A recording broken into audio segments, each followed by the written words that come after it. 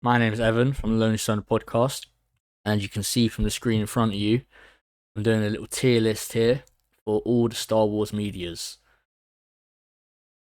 Andor season 2's just wrapped up, and if you've seen Andor, you know it's absolute peak television. I was gonna make a side quest about Andor, but I think I should save Andor for the podcast because there's so much worth talking about in that show.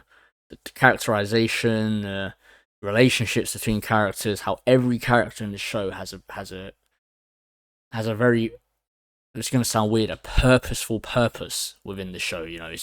They the writers have specifically made every character have a purpose and not just be there for no reason or to pander to anyone. It's peak writing, and it's like what I've been saying to people. Some people watch Star Wars for the shiny jingling keys, the lightsabers, the Force, Luke Skywalker.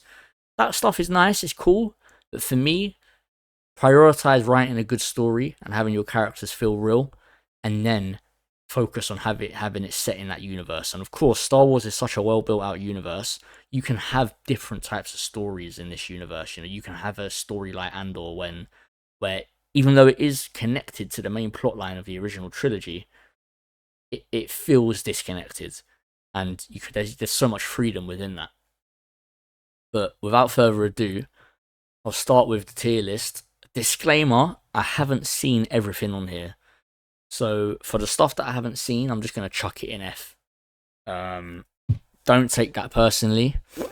I just haven't seen it, and I'm not going to see it just for a tier list. And yeah, I'm not doing all that.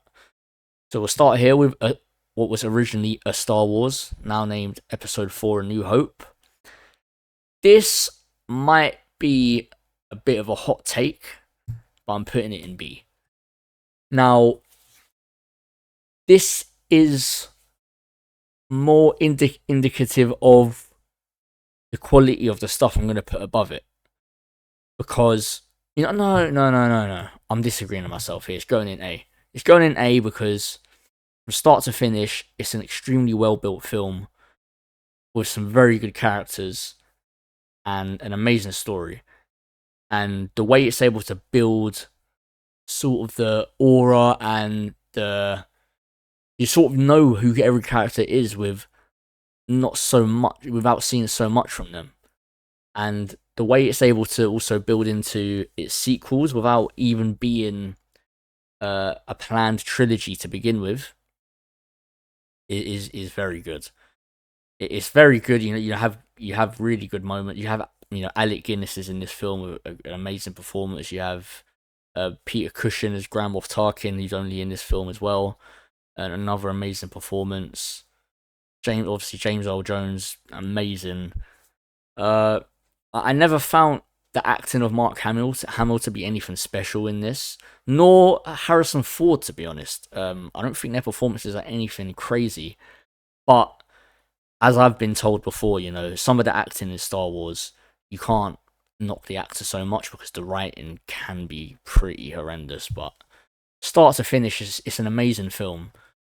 Very enjoyable. I watched it only a few days ago, and I would like to get my hands on the original theatrical release if you're asking me, because you watch it back and you see some blatantly added in early 2000s CGI creatures, and it kind of takes you out of it a little bit, especially because the film is so done with so much practical effects and so much sets and physical makeup on the actors and aliens. But it's definitely going in A tier. Very good film, very enjoyable.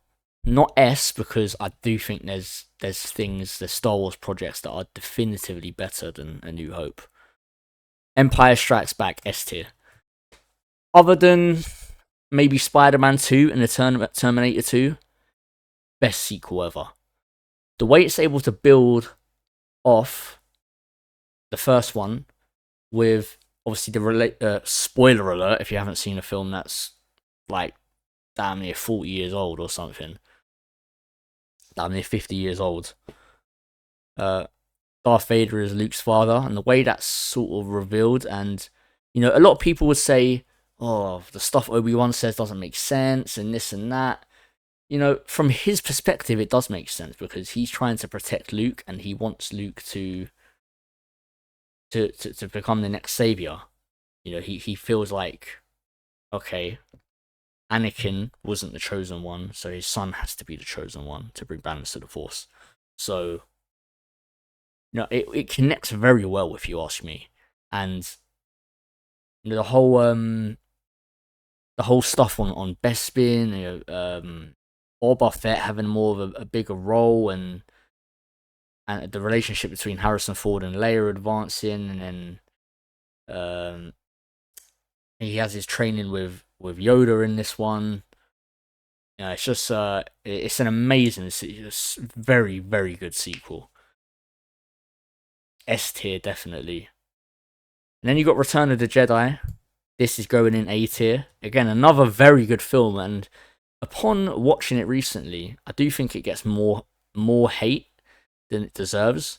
The whole Ewok stuff and Endor, it's not as bad as it's made out to be. It's really not as bad as it's made out to be. And I get the whole the friends we made along the way sort of thing. People think it's a bit cringe or whatever, but that's what Star Wars is about, really. Star Wars is about moral values, family values, sticking together, hope, standing up to regimes that are obviously evil. This original trilogy of Star Wars is very good. For me, Empire stands above A New Hope and Return of the Jedi because just some of the moments, I am your father, the Yoda, some of the other stuff. It's really good, really good. And then now we're going to Phantom Menace. Oh, I'm really stuck. I'm really, really stuck here between. No, I'm not stuck actually. It's going in C.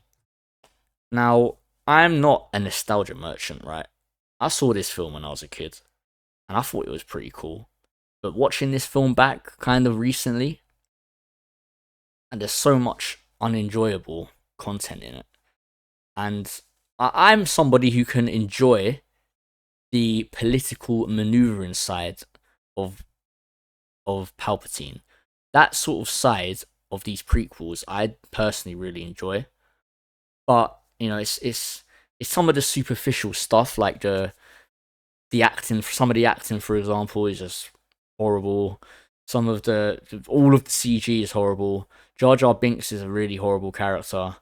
I'm not one of these people that Jar Jar, yeah, let's now pretend like we love Jar Jar. No, I never thought Jar Jar was cool or funny. I still don't think he is. Obviously, you get a great performance from Liam Neeson. Duel of the Fates fight is an amazing, amazing piece of choreography from Ewan McGregor, Ray Park, and Liam Neeson. Obviously, not that they created the choreography; they would have had their own choreographers. But you could tell that these guys were really skilled in what they were doing, and also the way that Darth Maul doesn't even have to really say anything. I think he has one line of dialogue in this film, but he has so much aura as a character. But there's just so much lacking in this. You finish this film. Now I try and look at it from the perspective of when it came out in the 90s. If I had been waiting all these years for another Star Wars to come out, and they're making a prequel trilogy, and this is Darth Vader as a little kid, I'd be walking out with this one thinking, the next one better be amazing. It's similar to The Force Awakens, which I'll get onto. I walked out of A Force Awakens thinking the next one better be really good to justify this. And that's how I feel about Episode 1. You have you have really cool lightsaber fights, but a lot of the, Padme and her fake double and kid Anakin and a lot of the CG, it's really like cringy if you ask me. And the only reason this isn't in D or E is pretty much because of Liam Neeson and the Duel of the Fates fight. But those are essentially the only reasons why this isn't in D or E. It's not a good film. It's a meh film with some really good moments. So yeah, it goes at C for me. Episode 2, Attack of the Clones. This film, I had only seen it once up until a few nights ago where I decided to rewatch this, and I feel similarly about it as I do to The Phantom Menace, but I think that this has even less cool moments, which is why I'm putting it in D. Again, some of the acting is just really, really rough. And I'll go back to my previous point that, again, when I say to other people that some of the acting is really bad, they tell me it's not necessarily the acting. Natalie Portman's an Oscar winning actress. So, and the actor we see from Hayden Christensen in Revenge of the Sith is also very good. So it's not necessarily them, but some of the dialogue is just very clunky. You have the whole "I hate Stan" stuff, and again, it's more episode 1 and episode 2 are more build up to episode 3. The ultimate pinnacle. That's what it feels like. And as I said about episode 1, I'd be coming out of episode 1 thinking episode 2 better be quality. And you know what? Let me go on a little tangent here. I will say that some of the story points are very good. The whole Camino thing, the clones. I like a lot of that. Palpatine, um, the separatist army, how they're essentially starting to take out the Jedi, and then the clones have to come in, and essentially, even with the questions surrounding the clones, the Jedi and the Republic have no choice but to use these clones to their support. But I will say this. So essentially, how do they okay? So Obi-Wan goes to Dexter Jettster's diner to ask about something. I can't remember exactly what it was, but he ends up finding out about Camino, the cloners. So he goes back to the Jedi Temple and he's trying to find out about Camino, and then the old lady, whatever her name is, she's if it's not in the Jedi archives, then it doesn't exist because they couldn't find Camino in the Jedi archives. And then they discover that all the stars are pulling in this way. There should be a planet here, but it's not there on the archives. And then Obi-Wan goes there, and then the Kaminoans are telling him, yeah, your master Cypher Dyas ordered these clones 10 years ago, right before he died, and because he thought that a war was coming and the Jedi needed an army, or the Republic needed an army. There are questions surrounding this that don't get answered, such as, who is Cypher Dyas? I mean, we knew that he was a Jedi Master, but other than that, nothing gets explained other than that. Who paid for this, supposed clone army? Because, as I think our Dexter Jettster said, it basically, your business with them depends on how big your wallet is. So, or how deep your pockets are. So, who's paying for this? Why did Cypher Dyas sanction this army? We know his skepticism about needing an army, but why specifically has he done it? Who's paid for it? And why was Camino deleted from the Jedi archives? Clearly somebody didn't want the Jedi to know about Camino or the clones. But Obi-Wan's find out about it regardless, and essentially it gets to a point on Geonosis where the Jedi and the Republic have to use. They're so pressured that they have to use these clones to defend themselves. So they essentially dismiss any. This could speak to the arrogance of the Jedi, because if they hear a name, Cypher Dyas sorted this out for us. Oh, he's a Jedi. That means that it's all legit, all good, no problems with it. But at the same time, there are questions asked in universe about this by Obi-Wan and other characters in the film. It's kind of a side tangent that never gets explained. But those, if you want to tell me it's the pure arrogance of the Jedi, then okay, that's stupid in my opinion. But okay. But Camino being deleted from Jedi archives, these clones magically appearing, finding out that Jango Fett is the donor for the clones, but he's also trying to assassinate Padme. This stuff does not add up, and the characters almost acknowledge that it doesn't add up, but they don't care. So that is a sort of a gaping plot point for me, And I've been on the Reddits, I've been reading why don't they ask more about this? Why don't it's not really explained, to be honest. Obviously it's all being orchestrated by Palpatine. But I'll stop with this whole tangent of episode 2 because I just thought episode 2 was episode 1 but with less cool moments. Yoda fighting was fucking cool, I will say. Like Yoda's, yeah, in terms of biggest difference between characters in the prequels and the original trilogy, Yoda is massively different, massively different. He's such a dramatic character in the prequels, but I like him for it. He's serious. But let's move on to the best Star Wars film of all time. Star Wars Episode 3, Revenge of the Sith. Not a perfect movie. I will not call it a perfect movie. However,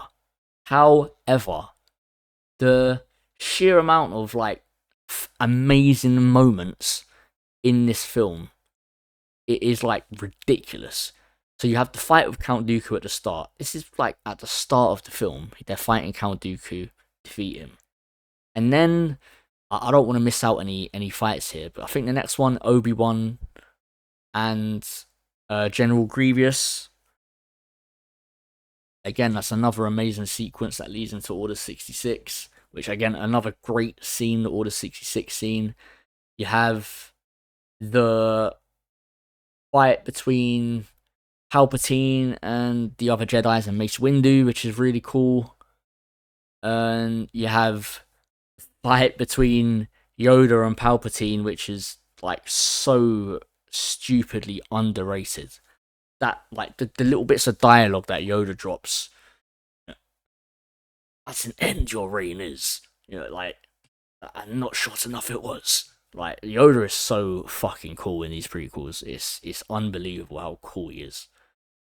And a lot of people go, oh, how is it, in 20 years he's gone from super serious, dramatic, on-job Jedi Master to, bumbling idiot, old fool, just disappears and dies and just disappears.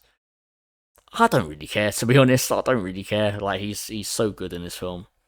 And again, Palpatine is amazing again in this, the way he's manipulating Anakin. And then also you have the Battle of Heroes, Anakin versus Obi-Wan, the greatest lightsaber duel in Star Wars history. And it goes on for about half an hour. Well, it goes on simultaneously with the Yoda and Emperor fight. And some of the acting in this one, it's way, but you can see I've put episode 2 in D, episode 1 in C, but then episode 3 all the way up in S because the step up is extremely serious. The step up is different gravy. And I saw this film in cinemas with my dad when I was 5. I still remember it to this day and I'll never forget it. Love this film, man. Love this film. And obviously at the end you get him turning into Darth Vader.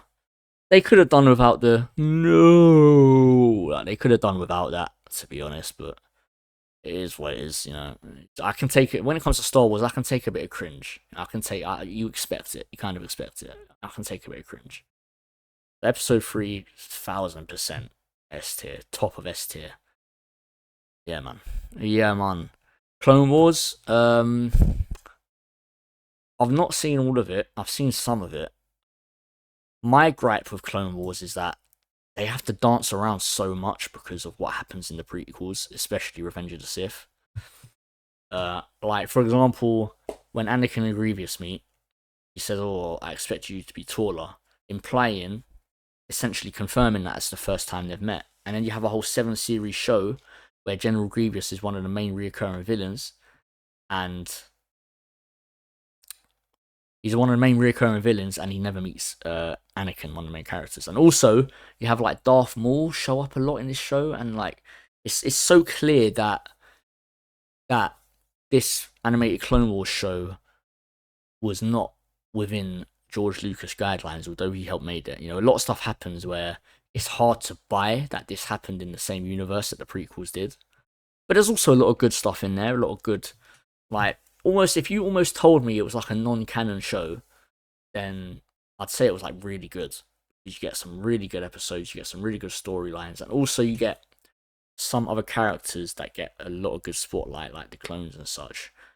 However, I will say, I don't like Ahsoka Tano as a character. I don't think it made sense for Anakin to have a Padawan. She's never mentioned in the films because, surprise, surprise, she didn't exist. So, my gripes with it are more serious than what I like about it. Again, I've not seen a lot of it. I think I've seen enough to rank it. I'm going to put it in C tier because it's some of the stuff is a lot better than Phantom Menace. No, it's not actually. No, it's not. All the fates. Clone Wars is going to see. Maybe if I give it a full watch through, my mind will change. But that's where it's going. What is the order? What's the order doing here? We're gonna change this up a little bit. Yeah, okay. Star Wars: The Force Awakens. At the time of watching it, I didn't think it was that bad. I would put it in B, to be honest. I thought, and it was mainly because of what it implied was coming. You know, you see Luke at the end, you don't know what's going on. I think Han actually died in this one, which gave Kylo Ren a lot of aura, killing Han Solo. But also, it was a big crime to never have Han, Leia, Luke, Chewie, like even 3PO, R2D2 all in the same room. Criminal how you don't do that. Criminal, absolutely criminal.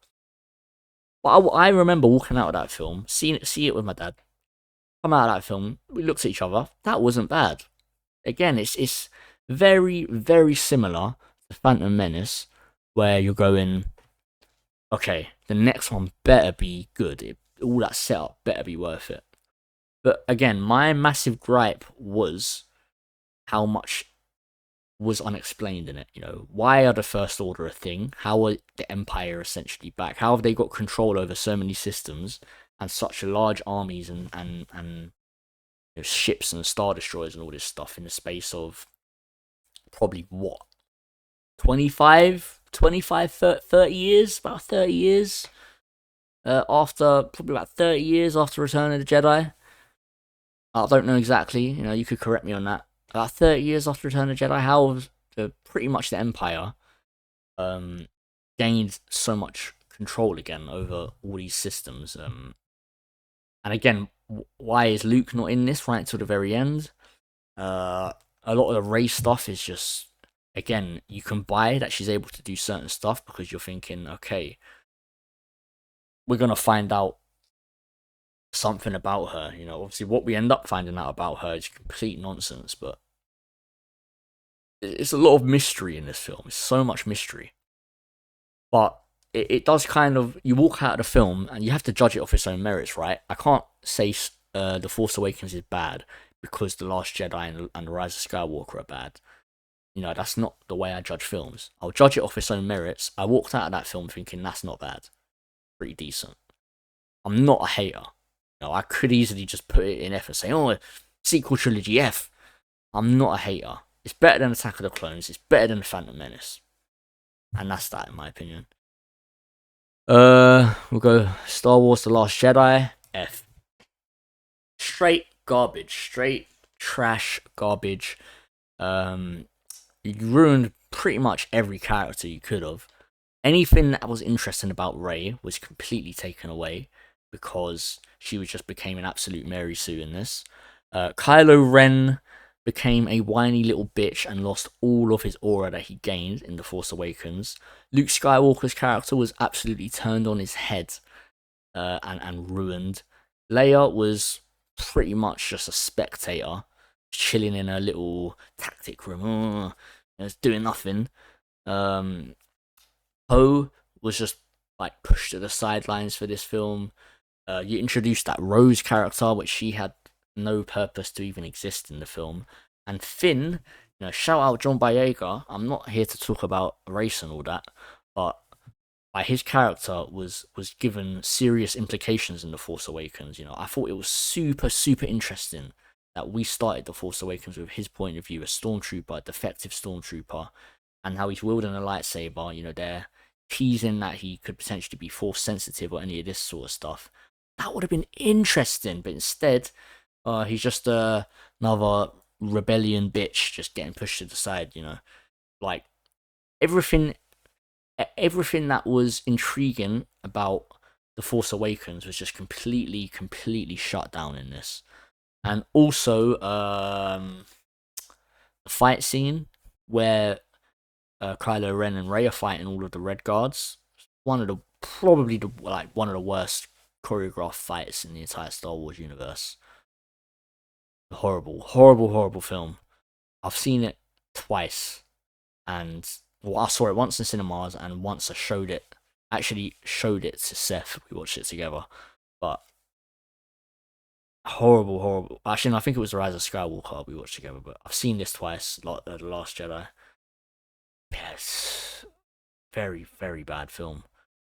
Don't respect it at all. Ryan Johnson, I feel like he was just trying to put Star Wars on its head. He was just trying to, yeah, they're not going to expect this. Do this. I will say though, take away Luke Skywalker dying. The whole part where he's like invisible and dodging all of Kylo Ren's stuff. That was a pretty cool sequence. That was a pretty fucking cool sequence. I will say. That's the one. That's the one good thing I can say about this film. And also, performance from Mark Hamill, very good from what he's been given, very good. And same with Adam Driver, very good from what he's been given. Even same with John Boyega. John Boyega is a very good actor with the stuff that he's been given to say and do. He does the most of it, which he doesn't get given a lot in the first place, so he's not done much. But yeah, I can't hate on those actors for what they've done. And I think even when you see the interviews about this film from these actors, they didn't look like very happy at all, which was very telling. Now we go to The Rise of Skywalker. This is good. I'm gonna justify this in a very strange way, right? It's going in E. You'd think like if The Last Jedi is F, then The Rise of Skywalker should be F, right? But when I walked out of The Rise of Skywalker, I was like, I had fully lost faith in this sequel trilogy. Watching The Last Jedi, so I had zero expectations for this. And I thought that some parts of it, if you just take this film on its own merits, without taking into consideration The Force Awakens and The Last Jedi, there are some like decent parts to it. Not much, to be honest. You know what? Thinking about it, the only good thing about it was Ian McDiarmid's performance as the Emperor, and he had no justification for even being in the film. So you know what? I am going to put it in F. Of The Last Jedi, I am going to put it in F because there are 2 lines of dialogue we get to explain the Emperor's return. By the way, I'm going to preface this with, the Emperor got thrown down some big ass shaft by Darth Vader, in which the Death Star then exploded into 1 trillion pieces. And the 2 lines of dialogue, that was in Return of the Jedi, and the 2 lines of dialogue that we get to explain his return is Poe Dameron coming into the Rebels saying, somehow Palpatine returned, and also at the start, where we're getting like a little camera pan to the Emperor, and he looks all fucked up, and he regurgitates his line from that he says to Anakin in Revenge of the Sith: the dark side of the Force can lead to many abilities which some consider to be unnatural. That's bullshit. That's utter just dogwash bullshit. I'm not having that whatsoever. It was so clear to me that maybe J.J. Abrams had a plan for 8 when he wrote Force Awakens. My personal opinion, he didn't. Disney definitely didn't, because they've let J.J. Abrams do 7, which was not bad, but it was mostly what it was potentially building up to, same as Phantom Menace. But the difference between Phantom Menace and The Force Awakens is that all of the special effects in The Force Awakens is way better, and also the performances are quite a bit better. Now going back to the Rise of Skywalker, nah, this film is pure shit, to be honest.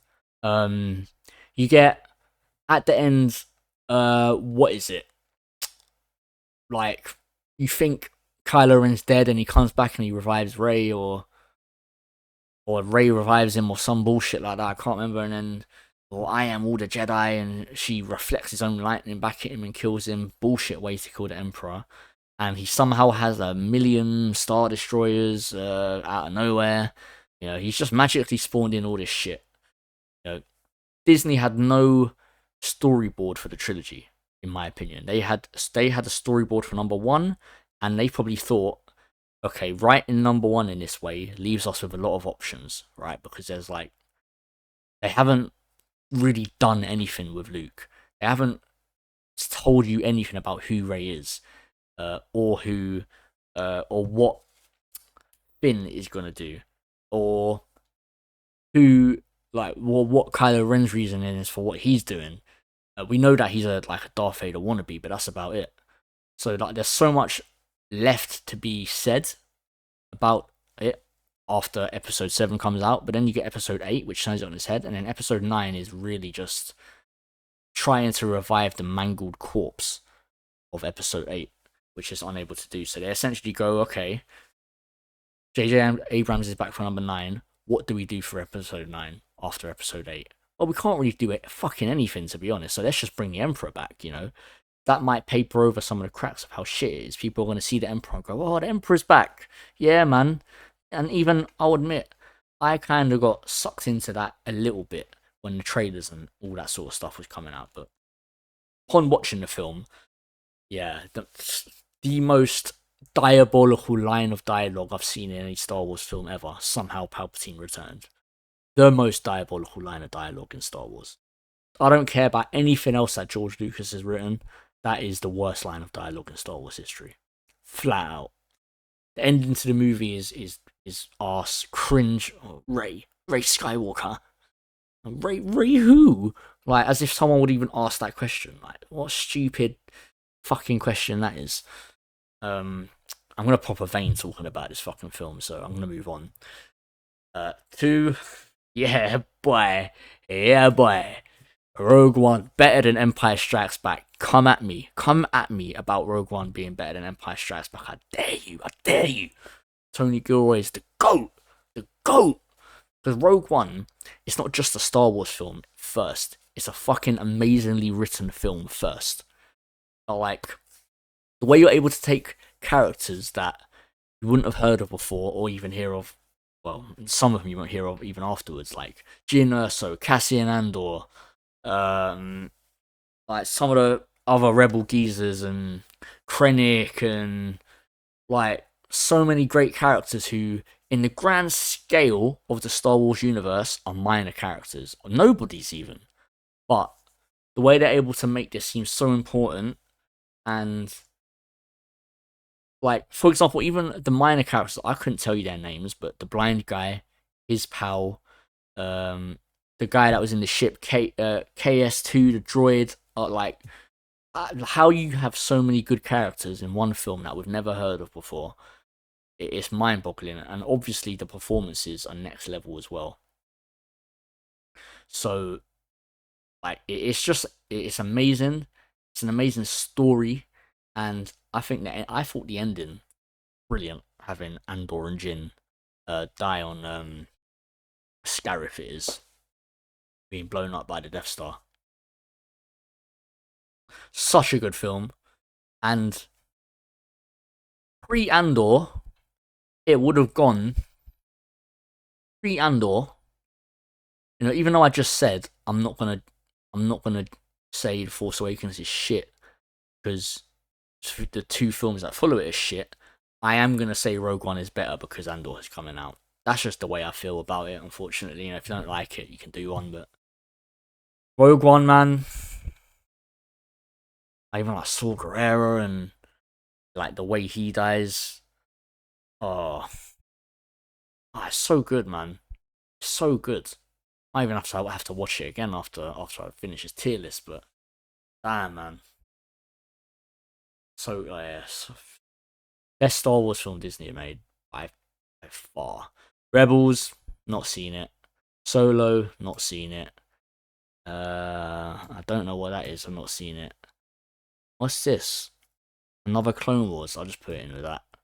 Visions, not seen it. Mandalorian. Okay, now it's just something to talk about. Season 1. You know what? Again, I will compare season 1 to The Force Awakens and Phantom Menace, where there's a lot of mystery. You know, you don't exactly know everything about the Mandalorian, Din Djarin, and he's contracted to like find Grogu and deliver him, but then he pretty much just decided he's not going to do that and take him with him. The whole sort of guy taking care of proxy child, you know, I like that. It's alright, but in my opinion, like they didn't have to make it a Yoda race. Like that's kind of like pressing in on the whole mystery of Yoda, because the whole reason Yoda was created was because Obi-Wan was dead and we needed another mentor for Luke. So they created Yoda, and they just wanted him to be super mysterious. You don't know what his race is. The only other one of him that you've seen is Yaddle, and even then she was probably had like one or two shots in in the whole prequel trilogy, and I think I think she was killed by somebody in like the Tales of the Jedi or something. They showed her death, but might have been even been Dooku or something. But Mandalorian, season one, I thought was pretty decent, but then that's sort of where it started to drop off, where you got Boba Fett come into it, where you know the way I look at it, I'll talk about this more with when we're doing the Book of Boba next, but like a character like that, you should just leave him dead, because you're only gonna do more harm than you're gonna do good. So when they start introducing like Boba and all these other sort of like they bring Luke into it, and I'm like, oh, I thought this was gonna be a show like kind of separated from. I thought it was gonna be a bit like Andor, where it's like we have this like Clint Eastwood type badass Western character going throughout the Star Wars universe, you know, taking names, chewing bubblegum, doing his thing as a bounty hunter. I'm thinking, yeah, man, he's not going to be an objectively good character. Like, he's a bounty hunter. Bounty hunters like are in that moral grey area where, yes, they're going after quote unquote criminals, but their methods are not exactly like moral. And it's even shown in season 1 where, you know, I can take you in hot, I can take you in cold, warm or cold. I can't remember how the quote exactly, but he's basically saying, you can come with me alive, or I'm just gonna shoot you here, bring your body, and I'm gonna get paid either way. I was really looking forward to that type of show, but in my opinion, the first season really popped off heavy, and Disney went, "Whoa, this is very popular. Let's link it right into the main story of Star Wars." I mean, it kind of killed all of its potential right there. And then you get the whole like his Mandalorian group, and then like Bo-Katan and all them characters are shit. IG-11 was cool. Gus Fring was cool. Uh, the guy who was played by Werner Ziegler was good, cool. But other than that, the seasons after season 1, season 2 and 3. Was there season 4? I can't remember really, because it all gets mixed in with the Book of Boba, so I can't remember exactly. But Mandalorian, I was really intrigued by the first season, but it just really fell flat after that. Not as like objectively bad as Attack of the Clones, so I'm gonna put it in C. It just got really silly by the end of it, like the whole dark saber stuff. It could have been way more serious than what it actually was. Book of Boba, this is going in E. Again, like I said before, I think with these type of characters, where the whole thing about Boba was that he was like so mysterious, like you didn't know anything about him. Obviously, we come to find out when the prequel trilogy is made that he's a clone. He was a specially made clone for Jango Fett. he's like a little kid in Attack of the Clones. Like, oh, Boba, pack your things. You know, or we find out that's Boba Fett. And for me, bringing him back in kind of just takes away a lot of his aura. And I understand that this is prime Disney Star Wars money sucking era, like a few years ago, where they're just bringing back everyone and anyone that they possibly can. And obviously, he got brought back in the Mandalorian first. I'll be honest, at first I had no idea that it was even Boba Fett. I had no idea. But then you find out it is, and I'm like, oh, okay. Well, like he was okay in the Mandalorian. Like, I would rather him not have shown up, but like he wasn't objectively bad in the Mandalorian. And when I heard his show was being made, weirdly I was quite excited, to be honest. I'm thinking, okay, we're gonna find out how the hell he survived.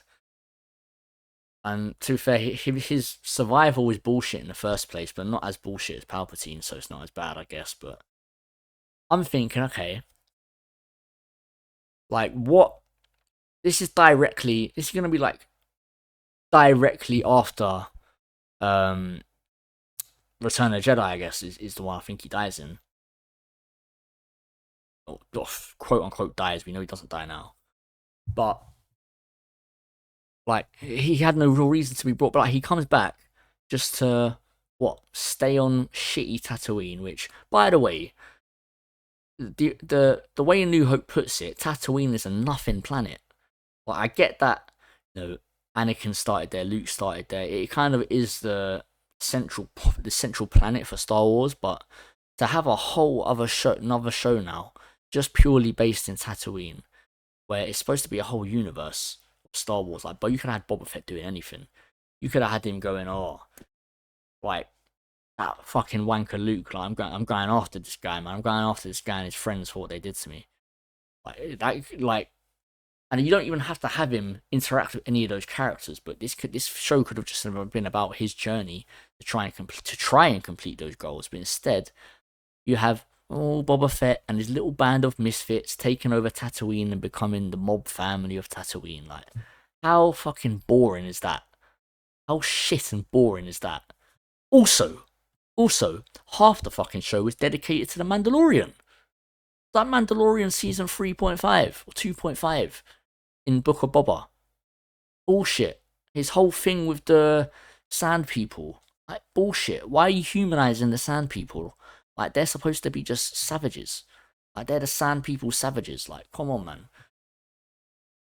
Like, you take away so much with a show like this, man. Like, like, all the characters would have been better off with this show not even existing.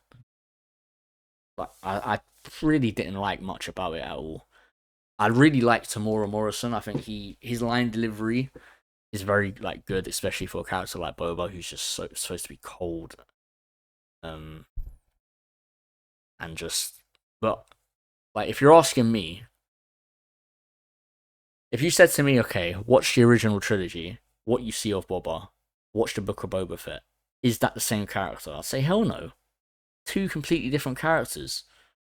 It doesn't make like I can't buy that the Boba Fett from Return of the Jedi would have come out of the Sarlacc pit and started doing what he was doing. Like that don't make the most sense to me. And also the whole taming the Rancor thing. Like again, why are we humanizing Rancors? Like Rancor is supposed to be a big ass beast that is a danger to even a highly trained Jedi. But now we just got Boba having a Rancor as a pet. Like, are you for real? Like, really disappointing because it was a show that I thought had a bit of potential. Because I thought that they could have done Book of Boba Fett how I thought Mandalorian was going to end up, but it's a pre-established character with that we pretty much know nothing about. All we know is that he's a clone. So we pretty much know nothing about him. There's nothing holding him back. But what do? You have him stay in Tatooine and interact with bullshit characters who no one cares about. These little steampunk characters on their little motorbikes. Oh, it's cringe as anything, man. Didn't like it. And yes, it's worse than Attack of the Clones. Better than the Rise of Skywalker. Barely better than the Rise of Skywalker and Last Jedi, to be honest. It's not as It's not as criminally bad as those, like it doesn't, like those really do just shit on the entire Star Wars franchise. But Boba, like Book of Boba, you could just not watch it and not care, really. Kenobi. Now, don't ask me why, but I was so excited for this show because Star Wars: Revenge of the Sith is my favorite Star Wars film. I'm thinking, yeah, man, we're gonna get Kenobi just going on a couple little side quests and like maybe bucking into a Jedi or two along his way, maybe fighting. He might fight an Inquisitor or something. I'm thinking, yeah, man, it's probably gonna all build up to him like fighting an Inquisitor. But like, what do? They just have Darth Vader basically just like being the show bears, and like again, a guy like Darth Vader, the reason why he has so much aura and he's so good is because he doesn't show up that much. And in this show, he just shows up all the time and does nothing. Like, everyone will point out that main scene where he's dragging Kenobi through the fire and he essentially just lets him go. He just lets him get away. Like, this show pissed me off. And you know what? One word, Leia. I'm not getting into it. Leia, like, remove Leia from the show, all of her scenes, remove all of her scenes, because I'm going to put this, yeah, no, I'm putting in F, it's worse than The Last Jedi, You're making Darth Vader look bad, like, that's the character that is the most difficult to make look bad in Star Wars, and you made him look bad. And also, like Leia, to like, take away Leia and take away Reva, and this probably goes up to a D. You just have extremely shit characters in this for no reason, and their purpose is just shit. The Grand Inquisitor is shit. All the other Inquisitors are shit. Uncle Owen is shit. Obi-Wan is shit. Qui-Gon, when he shows up, is pretty cool. To be fair, he's pretty cool. Who else is in this show? Oh yeah, Luke Skywalker straight up seeing some bitch with a red lightsaber come into the yard and try and mash up his aunt and uncle. I do not buy that Luke Skywalker saw that shit. And it's not like he was a baby where he's not going to remember it. My man was like 10 years old. He's supposed to be like 17 or 18 in A New Hope. So you're telling me he's like 10 and 8 years later, he doesn't remember that. It's just purely just doing stuff and trying to say, oh, technically this, technically that. No, just don't make it. Just don't make it. If you're going to make it, do it like I said, where like Obi-Wan is like maybe fighting some local criminals or some stuff like that, or even like have Bail trying to get in contact with him for whatever reason, or have like more Qui-Gon in it, because at the end of episode 3, Yoda says, "Or training for you I have, like to commune with your old master I will teach you." And what, you're telling me it takes 10 whole years for him to get into contact with Qui-Gon Jinn? Like, that doesn't make sense. If my master said to me, "Oh yeah, I'm going to be able to get you in contact with your old master who died," I'm going to be thinking, okay, let me go into my exile. In a year or two, we'll have this cracking. 10 years later, he's lost his connection to the Force, and he's not spoken to Qui-Gon yet. Also, you're telling me he's lost his connection to the Force all these years, and he gets it back like that, and all of a sudden he's way more powerful than he used to be. Bullshit. I'm not having it. Bullshit show. And even the quote-unquote good moments, the last episode, the fight between Obi-Wan and Anakin, so cringe, man. So, like, they tried to, like, regenerate what episode 3 was, and it just didn't work, man. It's just bad. It's bad. Tales of the Jedi, haven't seen all of this, but this is going to be, I like a lot of the stuff in it. So it's more well written, it's more grounded. They're not, like, even though like Dooku and Qui-Gon are in it, and that, it feels like their characters, it feels like younger version of their characters, especially Dooku, because he was such an interesting character to begin with. Again, I haven't seen all of it, so I don't want to be like too judgmental of it, but from what I've seen, it looks pretty good, and the animation style is very cool as well. Leaving it be. Ahsoka, it's a weird one for me to rate because I've not seen like Rebels or much of the Clone Wars. Well, Rebels is where most of these characters are in. But I thought like all the characters were just such plain Janes, honestly. Like Ahsoka looked like why you got some 40, 50-year-old woman playing her, like moving her lightsabers bare slow and that. Use like their insistence on the lack of special effects. Like they tried to go full original trilogy in sequel trilogy and like these other shows where oh no, we're gonna use these real light up lightsabers and we're gonna have practical effects and this sort of stuff. Like it looks cool for certain stuff, right? But like a Jedi is supposed to be unbelievable, right? Like doing the Jedi flips in the way Ahsoka fights in the Clone Wars and Rebels, like nothing like she fights in this show. And if you want to tell me, oh, she's older, this and that, don't make a fucking Ahsoka show if you're gonna have her moving like that. Then bullshit. And similar to the Kenobi show, the supposed good episodes where Anakin shows up. Again, I love Hayden Christensen. His performance is very good, and you can tell he's not lost it with the lightsaber. Like you could tell he was told to slow down for Rosario Dawson. Tell he was told that, you know, slow it down for her because she can't keep up. She can't keep up. Like this, you know what? I would be more hard pressed about it if I cared more, but I don't care as much. So it's getting chucked. It's getting chucked into F again. I guess I'll put it above Kenobi because for me, Kenobi was way more offensively bad. Ahsoka was. But again, it's similar to like Clone Wars and stuff where I don't buy that this character can exist in the prequel trilogy canon. So it's more about me not caring about it. I did watch it, but it's more about me not caring about it rather than really disliking it. That being said, it was pretty shit. Bad Batch, not seen it. Tales of the Empire, I've not seen it. The Acolyte. I watched like the first two episodes. I thought it was just trash, to be honest. Like, you know what? Me, that Ahsoka above the Lost Jedi, and the Acolyte.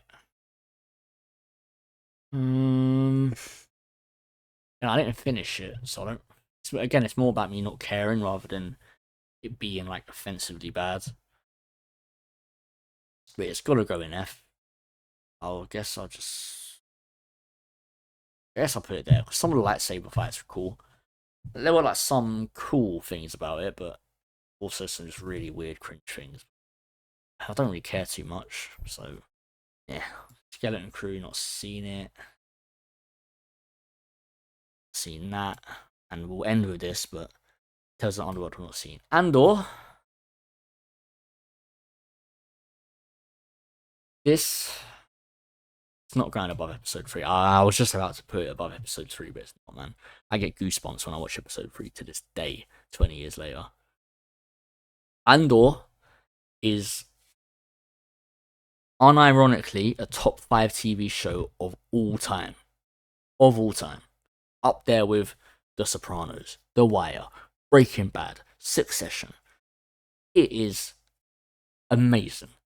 And I will start with this. The first season takes you by such surprise. You know, you're thinking, okay, Rogue One was pretty good. Very good. But we know that Cassian Andor dies at the end of that. So you're making a prequel about a character that dies in a prequel film to A New Hope. And you're making a show about him. In your head, you're thinking, why does this show even exist? It has no reason to exist. But that's almost because it has no reason to exist. That is the reason for it to exist.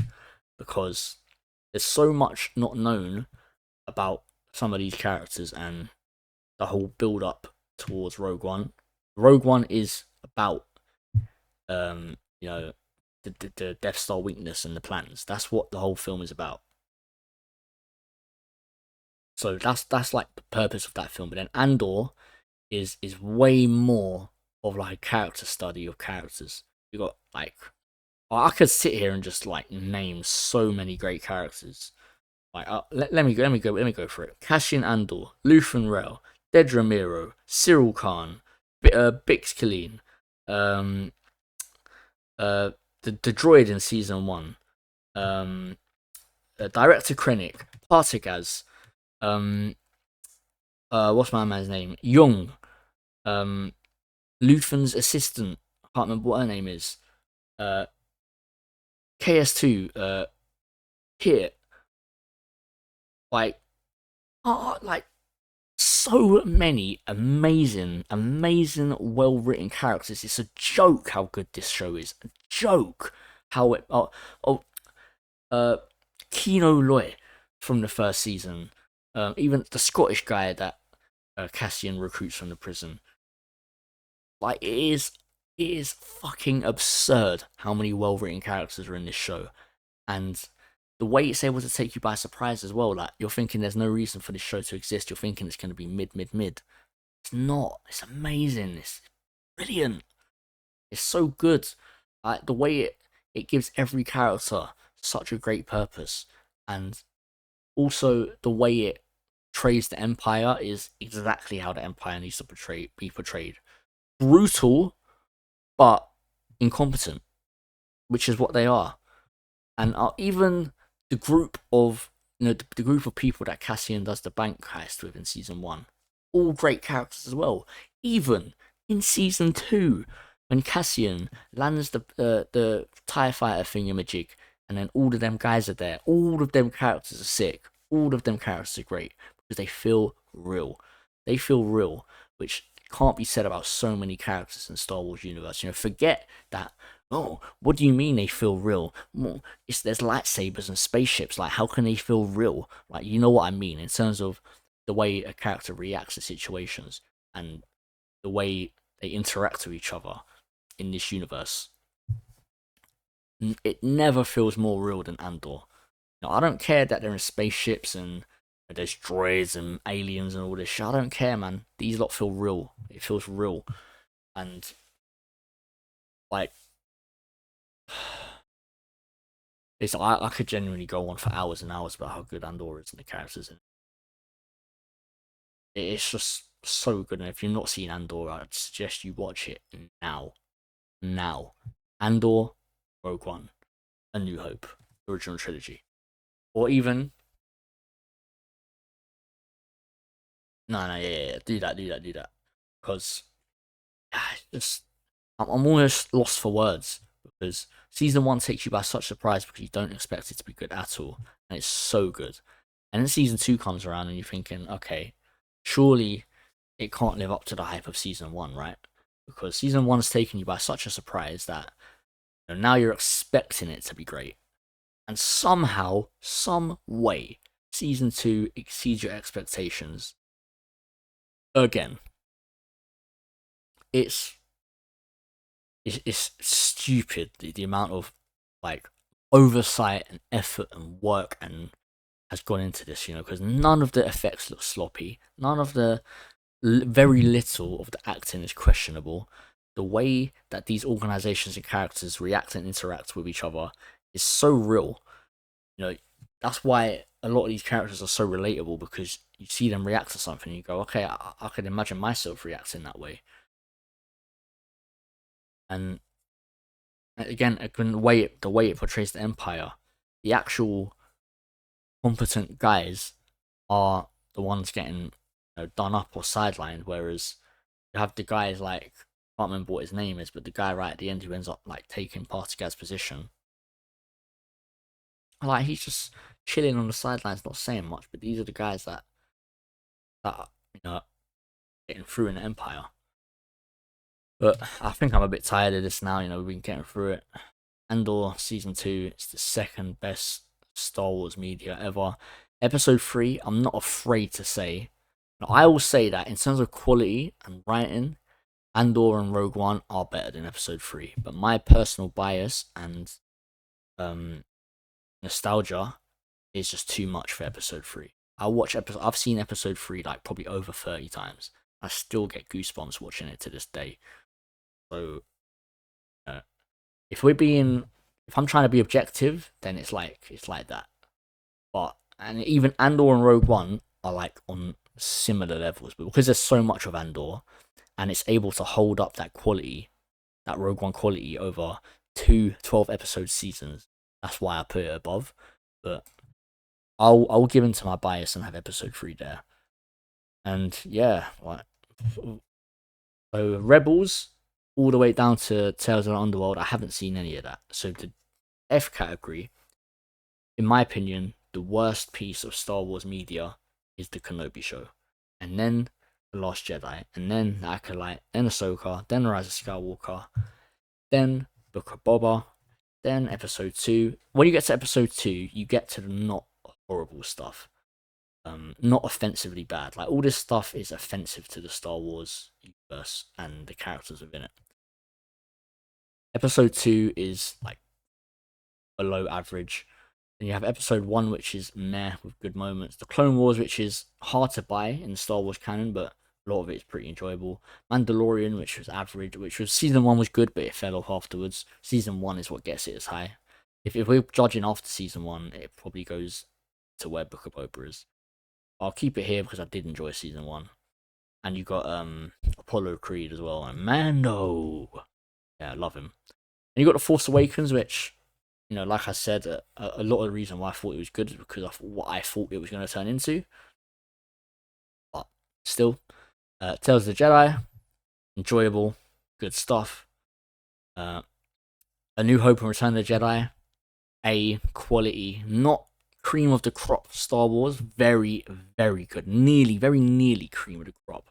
But just one or two things about it that could have been improved. And then you've got Empire Strikes Back, in my opinion, a top 3 sequel of all time. Rogue One and Andor, the best writing Star Wars will ever see, best characterization, best, how real it feels. I've just spoken about it for however long, so amazing. And Episode 3, it's the best, in my opinion, it's the best film that they've put out, and my pure nostalgia gets me through, and I get goosebumps to this day. So that's the list. I don't know how long I've been going for here, but that's gonna be it. Hope you enjoyed my absolute ramblings on. And I just want to say quickly as well, I see so many Star Wars, I'm going to call them marks, use a wrestling term here, marks, that they will just eat up anything Star Wars make. Like, I'm seeing guys, I think everyone is united in thinking the sequel trilogy is shit, because even if somebody does think it's decent, you can't say that the sequel trilogy is just getting slaughtered. But I see people out here who think, oh, Ahsoka is so great. Oh yeah, Kenobi was good, man. I enjoyed a lot about Kenobi. Boba Fett was cool, man. Boba Fett, let's go. Mandalorian, like, this is all mid or shit stuff, in my opinion. You get so. Oh, sorry about. I'm not editing that out. But you get so many Star Wars marks that are just loving this stuff no matter what, just because it's Star Wars. But yeah, and then you get up here, and this is where you get respectable. But I'm not one of these Star Wars marks that just because it's Star Wars I like it. I'm not that huge of a Star Wars fan. I'm just a huge film fan, and Star Wars just happens to be like one of the most interesting and well built out sci-fi franchises going. And I've never been a Star Trek guy, so there's that. But I think I'm going to leave you with that. Let me know if you agree or disagree with anything I've said, because I feel like I tried to go into decent depth with everything that I feel like I have knowledge on. So if you thought I was wrong about anything, let me know, correct me, and maybe I'll make an updated video, or I'll put amendments in the comments or description. But I think that's it. I've been Evan from Lonely Stoner Podcast. Peace.